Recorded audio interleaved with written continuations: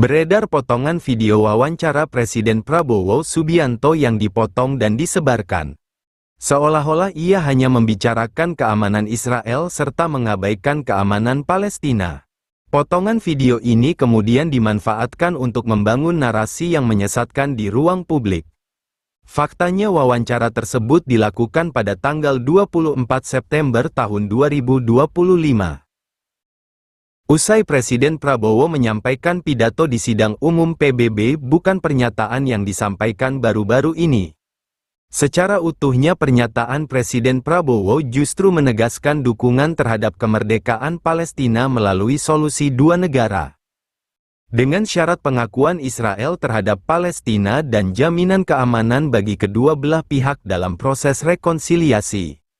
Alhamdulillah saya menggunakan panggung itu sidang umum PBB untuk menyampaikan sikap Indonesia. Terutama mendorong penyelesaian konflik di semua tempat.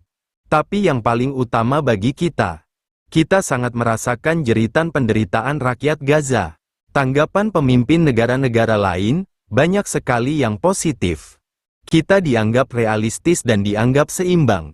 Saya juga terang-terangan mengatakan kalau perdamaian kalau semua orang mengakui menghormati dan menjamin keamanan Israel. Demikian pernyataan lengkap Prabowo dalam wawancara usai pidato di sidang umum PBB pada Rabu.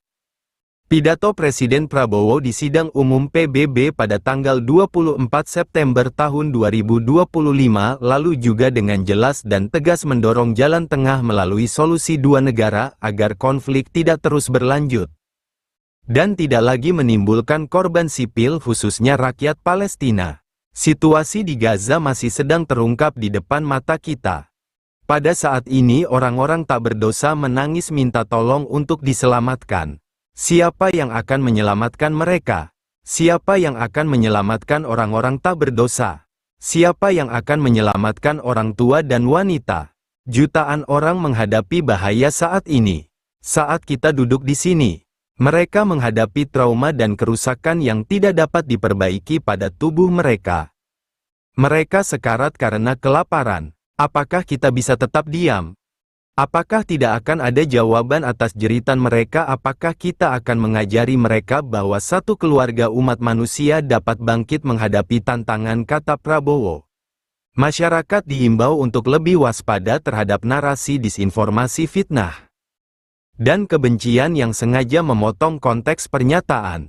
Selalu periksa sumber, waktu dan isi informasi secara menyeluruh sebelum mempercayai atau menyebarkannya.